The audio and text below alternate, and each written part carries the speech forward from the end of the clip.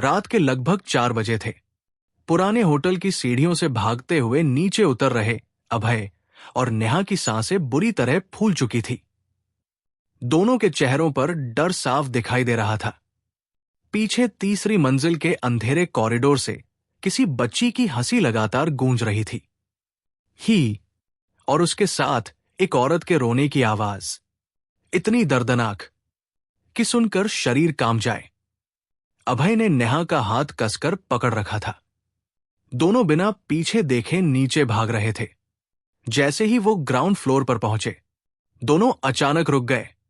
पूरा होटल खाली पड़ा था।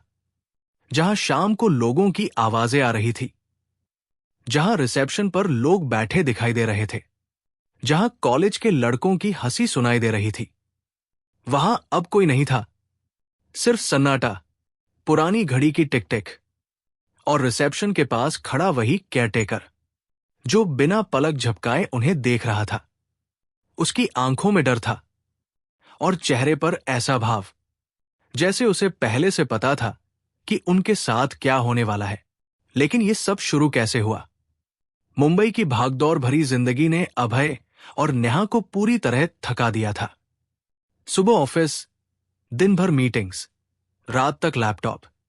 दोनों पिछले कई महीनों से बस काम में डूबे हुए थे। एक रविवार रात नेहा सोफे पर सिर टिकाकर बोली, अभय, मुझे कहीं दूर जाना है। अभय ने लैपटॉप बंद किया। कहा, कहीं भी, बस 2 दिन के लिए शांति चाहिए। अभय हल्का सा हंसा, मुझे भी। उस रात दोनों ने इंटरनेट पर होटल और रिसॉर्ट्स ढूंढने शुरू किए, लेकिन वीकेंड होने की वजह से लगभग हर अच्छी जगह फुल थी। यार, कुछ भी खाली नहीं है, नेहा निराश होकर बोली। तभी अभय अचानक रुका।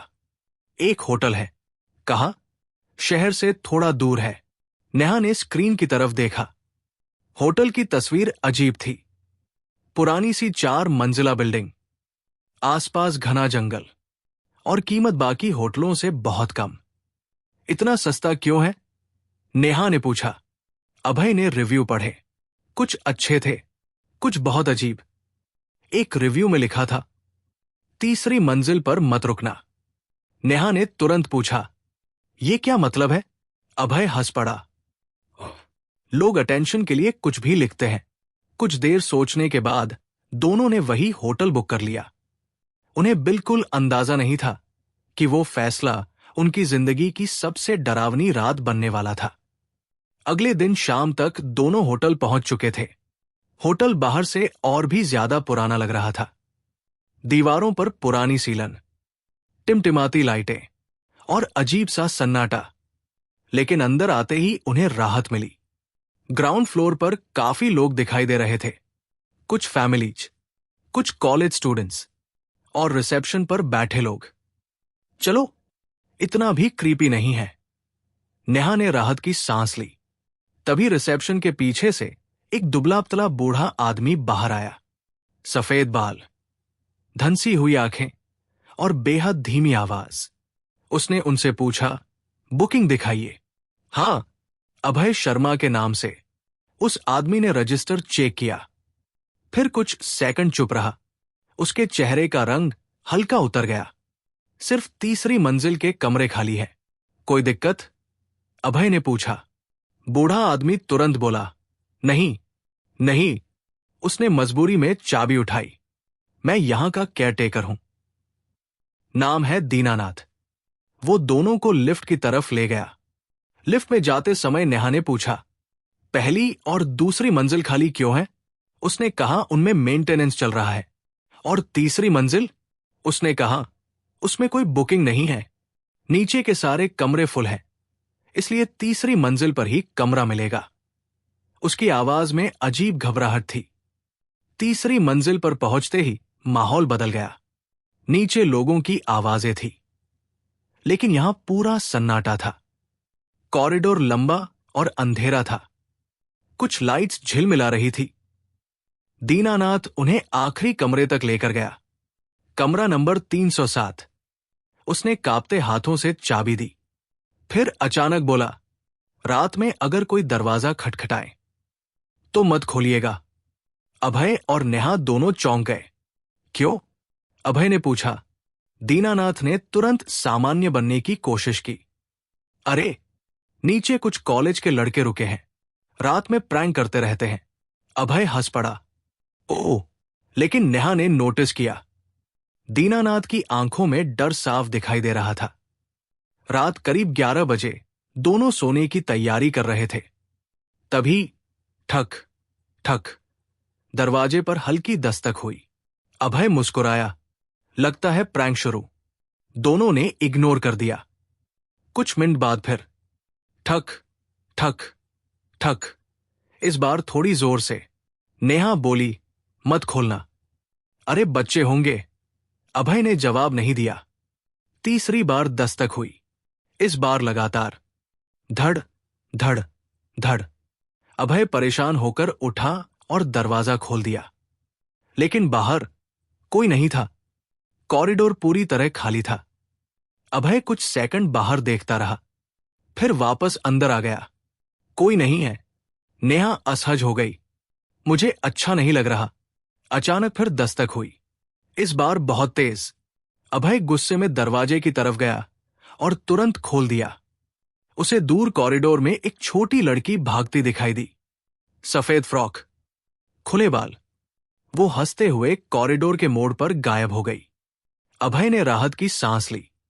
कोई बच्ची है, शायद नीचे वालों की। नेहा ने भी खुद को शांत किया। कुछ देर बाद नेहा वॉशरूम चली गई।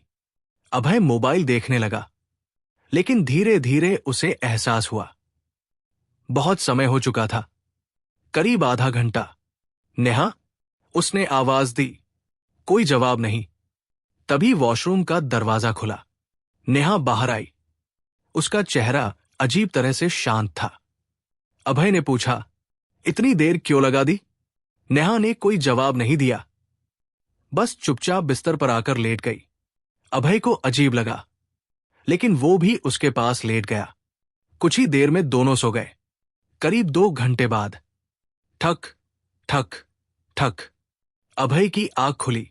आवाज वॉशरूम से आ रही थी। उसने डरकर नेहा की तरफ देखा। नेहा भी जाग चुकी थी। दोनों कांपते हुए वॉशरूम की तरफ देखने लगे। फिर दोबारा धड़ धड़, जैसे कोई अंदर से दरवाजा पीट रहा हो। अभय धीरे धीरे उठा। उसके हाथ कांप रहे थे। वो वॉशरूम के पास गया और हिम्मत करके दरवाजा खोल दिया। अंदर अंधेरा था। वो धीरे धीरे अंदर गया। तभी उसके पीछे से किसी ने उसका नाम लिया, अभय। वो पलटा और उसके होश उड़ गए। वॉशरूम के अंदर से नेहा बाहर आ रही थी। उसका चेहरा डरा हुआ था। अभय। अभय का शरीर कांपने लगा। तुम? उसने तुरंत पीछे बिस्तर की तरफ देखा। बिस्तर खाली था। कोई नहीं था। उसकी सांसें रुक गई। लेकिन तुम तो अभी मेरे साथ सो रही थी। नेहा रोने लगी। मैं वॉशरूम में थी। जब मैं अंदर गई, मैंने एक औरत को कोने में खड़े देखा। वो मुझे घूर रही थी। फिर उसने मेरा गला पकड़ लिया। नेहा कांपने लगी। उसके बाद मैं बेहोश हो गई।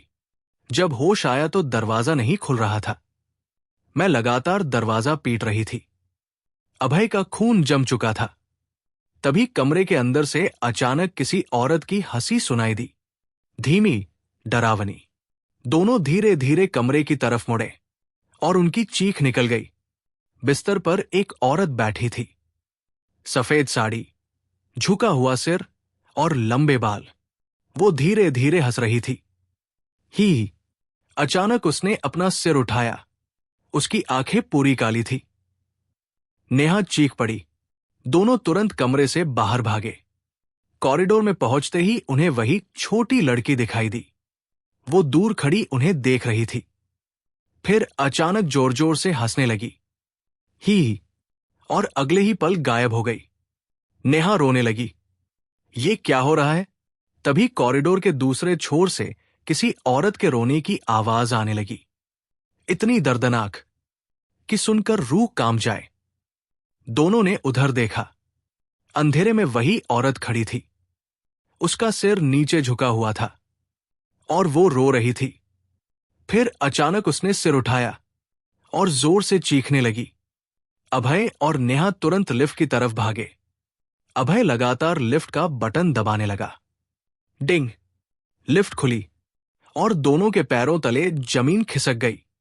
लिफ्ट के अंदर वही छोटी लड़की खड़ी थी और उसके पीछे वही औरत।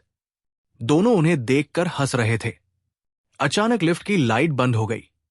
नेहा चीख पड़ी, सीढ़ियों की तरफ भागो! दोनों पूरी ताकत से सीढ़ियों की तरफ दौड़े।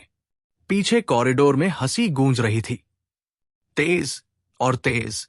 दोनों भागते भागते आखिरकार ग्राउंड फ्लोर पर पहुंच गए। अभय की सांसें बुरी तरह फूल चुकी थी और नेहा डर के मारे लगातार रो रही थी। जैसे ही वो रिसेप्शन के पास पहुंचे, दोनों जोर जोर से चिल्लाने लगे, बचाओ, कोई है यहां? उनकी चीखें सुनकर पूरे होटल में हलचल मच गई। ग्राउंड फ्लोर के कमरों के दरवाजे खुलने लगे। कुछ लोग घबराकर बाहर आए।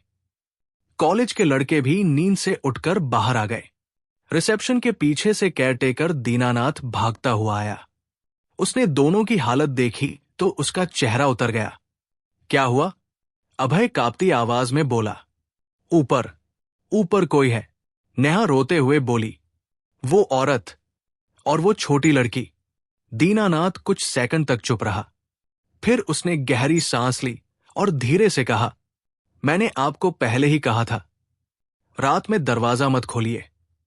पूरा होटल एकदम शांत हो गया। सब लोग दीनानाथ की तरफ देखने लगे। अभय ने गुस्से और डर में पूछा, ये सब क्या था? दीनानाथ ने नीचे नजरें झुका ली। फिर धीरे धीरे बोला, कई साल पहले तीसरी मंजिल के उसी कमरे में एक परिवार ठहरा था। पति, पत्नी और उनकी 9 साल की छोटी बेटी। रात में अचानक कमरे में शॉर्ट सर्किट हुआ और पूरे कमरे में आग लग गई। नेहा की आंखों से आंसू बहने लगे। दीनानाथ आगे बोला, आदमी किसी तरह बच गया, लेकिन उसकी पत्नी और बेटी अंदर ही फंस गए। दोनों जिंदा जल गए। पूरा माहौल सन्नाटे में डूब गया। उसके बाद जो भी लोग तीसरी मंजिल पर रुके, उन्होंने अजीब चीजें महसूस की। कभी दरवाजे पर दस्तक, कभी किसी बच्ची की हंसी, कभी रोती हुई औरत। इसीलिए अब हम ऊपर के कमरे बहुत कम लोगों को देते हैं। अभय कांप गया। उसे अचानक याद आया, वो छोटी लड़की और वो औरत। दोनों की आंखों में वही दर्द था। दीनानाथ ने धीरे से कहा, शायद वो आज भी किसी का इंतजार कर रहे हैं। नेहा ने तुरंत अभय का हाथ पकड़ लिया। मुझे यहां एक सेकंड भी नहीं रुकना। अभय ने बिना कुछ बोले सिर हिला दिया। दोनों तुरंत अपने कमरे से सामान लेने भी नहीं गए। उजाला होते ही उन्होंने बस कार की चाबी उठाई और होटल छोड़ दिया। उन्होंने अपना ट्रिप भी कैंसिल कर दिया और सीधे अपने घर की तरफ चल पड़े। सड़क पर निकलने के बाद भी दोनों काफी देर तक कुछ नहीं बोले। डर अब भी उनके चेहरों पर साफ दिखाई दे रहा था। अगर आपको रहस्यमय, सस्पेंस से भरी और दिल को छू जाने वाली कहानियां पसंद हैं, तो देसी चिलिंग स्टोरीज को अभी सब्सक्राइब करें और बेल आइकन दबाकर ऑल चुनें ताकि हर नई कहानी आप तक सबसे पहले पहुंचे।